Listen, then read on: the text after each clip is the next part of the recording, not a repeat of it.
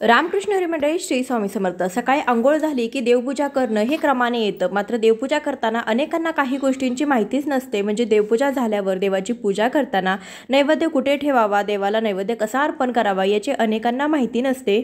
म्हणून आपल्या घराला दोष लागत असतो। नैवेद्य अर्पण केल्यानंतर देवासमोर जास्त वेळ नैवेद्य ठेवणं चांगलं मानलं जात नाही। साधारणपणे 5 मिनिटे देवासमोर नैवेद्य ठेवायचा, त्यानंतर आपण तो नैवेद्य काढून घ्यायचा आहे आणि घरातील सर्व मंडळींनी तो नैवेद्य खायचा आहे। आपण देवाला साखर तर दाखवतोच, परंतु आपल्या घरामध्ये जे काही अन्न शिजतं तर ते अन्न आपल्याला देवाला दाखवायचं आहे, त्याला नैवेद्य असं म्हटलं जातं। आपल्या घरामध्ये आपण खाण्यासाठी जे काही जेवण बनवतो तेच आपल्याला देवाला अर्पण करायचं आहे आणि त्यानंतरच आपण घरामध्ये ते अन्न ग्रहण करायचं आहे। देवाला नैवेद्य अर्पण करायचं भांडे हे सोने, पितळ किंवा मातीचे बनलेले असावे किंवा केळीच्या किंवा सुपारीच्या पानावरती तुम्ही नैवेद्य अर्पण करू शकता।